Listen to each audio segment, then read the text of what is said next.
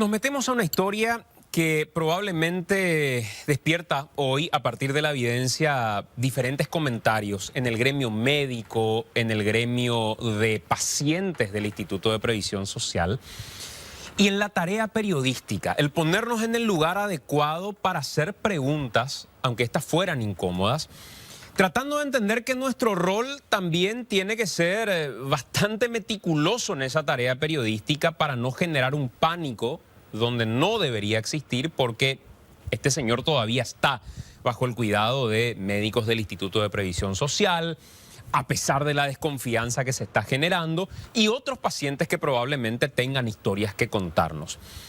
En esa tarea, nuestro compañero Freddy Valenzuela, en el transcurso de esta mañana, nos presentó documentos que, verificados, tienen un giro importante respecto a cómo se han desarrollado los hechos en el quirófano del Instituto de Previsión Social. Una historia que viene a documentar material de estos reales que vamos a poner al aire a continuación, cómo se dio la cirugía en la que decidieron amputar otra pierna respecto a la que se había planificado y observado originalmente al señor Ramón. Sus familiares hoy hablan de negligencia, hoy se habla de mala praxis por parte de algunos, el IPS habla de un error de comunicación, pero en esos extremos en realidad hay un punto medio donde queremos echar un poco de luz respecto a cómo se dieron las cosas en el quirófano. Iván, esa es la tarea documentada por este servicio informativo.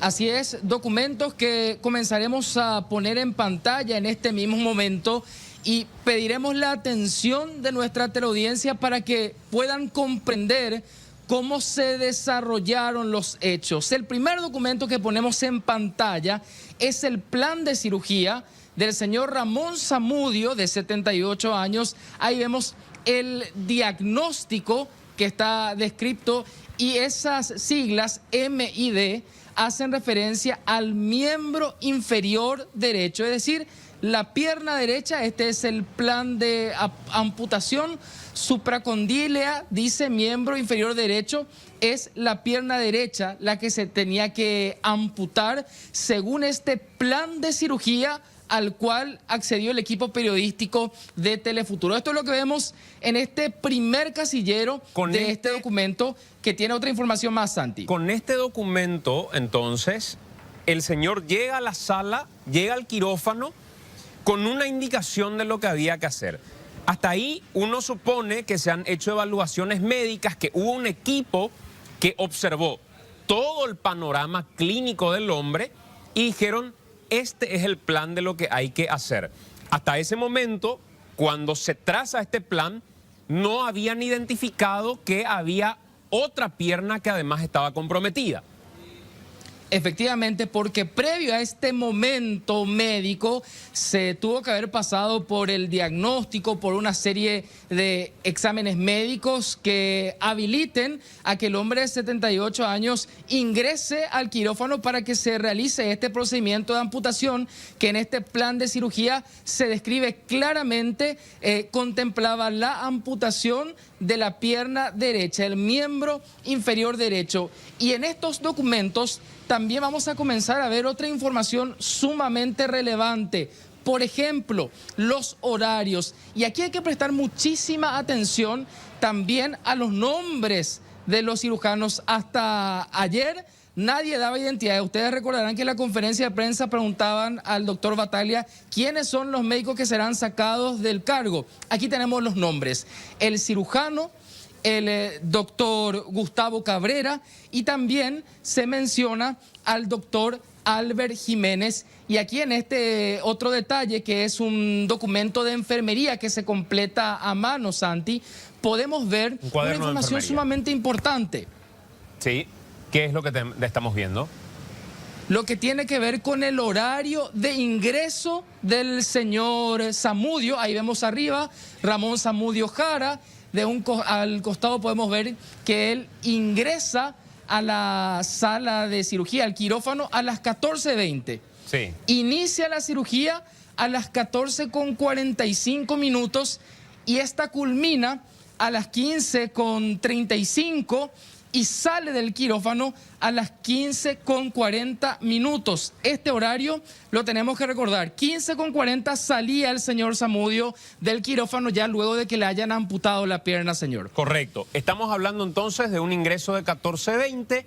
El inicio de la cirugía se da a 14:45. Uno supone que ya en ese momento habían identificado lo que se tenía que hacer, amputar ambas piernas, por lo que también uno ahí incorpora el elemento del consentimiento, que no es una cuestión antojadiza, lo dice el artículo 123 del Código Penal, sobre el que podemos hablar un poco más adelante, pero habla que si ese consentimiento no puede ser dado por el paciente, quien debe ser informado respecto a lo que se le va a hacer, hay que informar a los familiares para que ellos den ese consentimiento.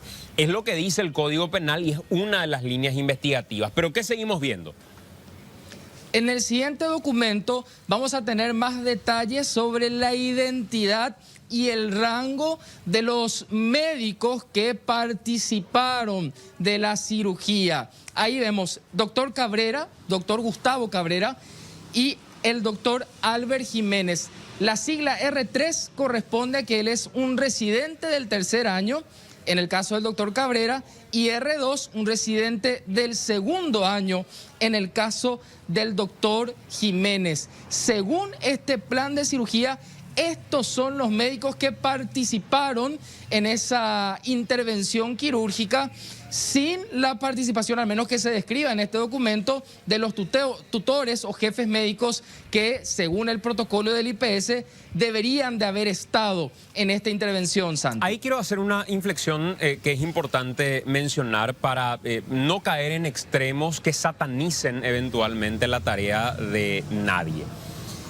Para que un residente llegue al Instituto de Previsión Social, el IPS es un aspiracional porque tiene una gama de especialidades donde uno puede formarse. Cuando uno realiza el examen de CONAREN, se ubica en los primeros lugares.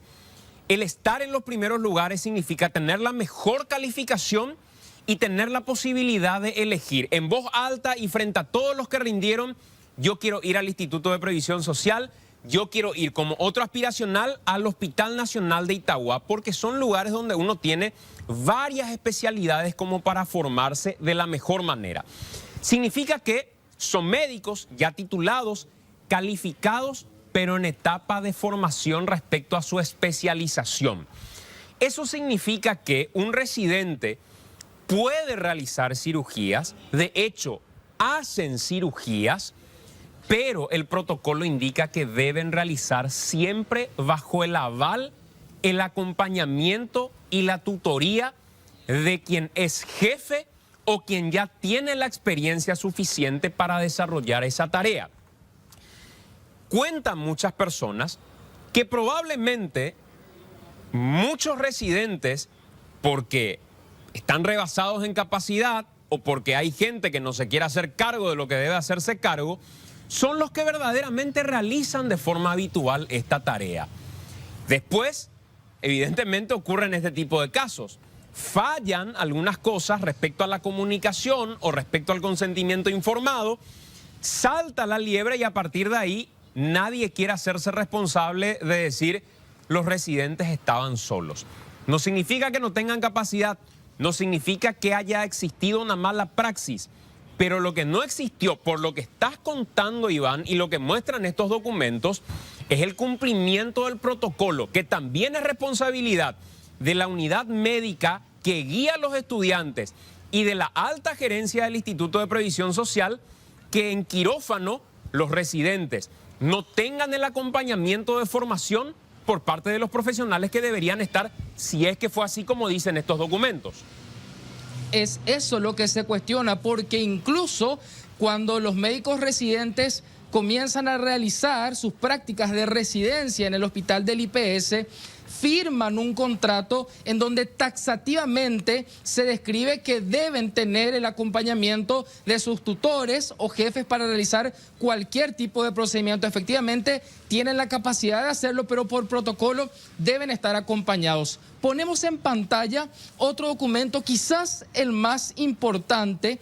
Esta es la ficha operatoria y aquí vamos a detallar lo que tiene que ver con el horario. Les decía hace rato, recuerden que a las 15:40 salía el señor Zamudio del quirófano porque esta ficha posoperatoria tiene el horario 19:29, es decir, 4 horas después de que haya terminado la intervención.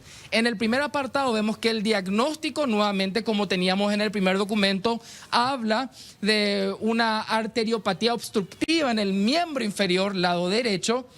Este es el diagnóstico, y el diagnóstico postoperatorio dice idem, es decir, es igual, es lo mismo que se describía en el diagnóstico. Es decir, luego de la cirugía, en esta ficha seguían describiendo que el diagnóstico era el mismo.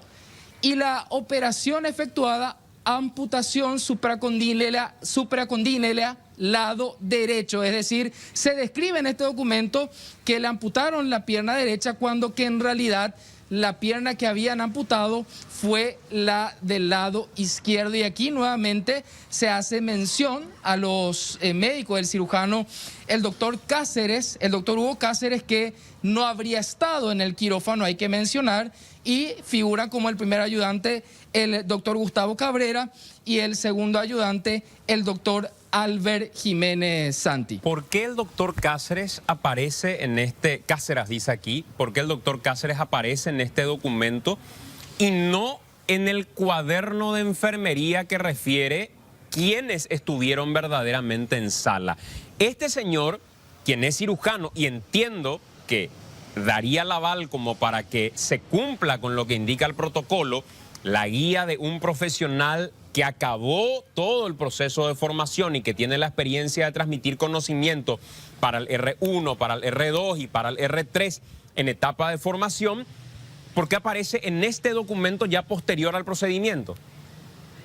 Esa es la pregunta que deben responder las autoridades del IPS, porque este documento ya es algo que se hace horas después de esta intervención, y lo que no deja de llamar la atención que aunque ya hayan pasado 4 horas, aquí se sigue mencionando que el miembro amputado fue la pierna del lado derecho. En ese momento ya el señor Zamudio estaba en una sala, probablemente a punto de recibir a sus familiares, quienes finalmente se percatan de que en realidad le amputan la pierna izquierda. En líneas generales acá, entonces, hay aristas investigativas que mencionar. Yo no diría, porque creo que sería irresponsable hacerlo, que se dio un caso de mala praxis. Probablemente los médicos hicieron lo que tenían que hacer al darse cuenta en quirófano que había que tomar una decisión diferente a la decisión del diagnóstico. Ahí lo que podríamos decir es, una de dos: o el diagnóstico inicial no vio todo lo que tenía que haber visto, o se tomó una mala decisión en quirófano. Esa va a ser una determinación médica y es un ámbito en el que deberíamos evitar querer opinar sin tener el conocimiento para ello, porque nos equivocaríamos y sería hasta irresponsable. Hay una investigación que debería realizarse. El elemento objetivo sobre el que hay que mirar es: ¿existió consentimiento informado, como dice el artículo 123 del Código Penal, que es claro y que dice cuáles son las condiciones para ese consentimiento informado? Que el paciente debe autorizar sobre el procedimiento que se le va a hacer. Si es una cuestión de urgencia donde el paciente no está en condiciones como para poder autorizar, es su familia. Si eventualmente va a afectar al paciente en lo anímico lo que se va a decidir, también hay una manera de hacer, pero el consentimiento informado es parte de un, no protocolo, sino de un artículo del Código Penal paraguayo que es el 123, y ustedes lo pueden leer para que no crean que es un invento nuestro.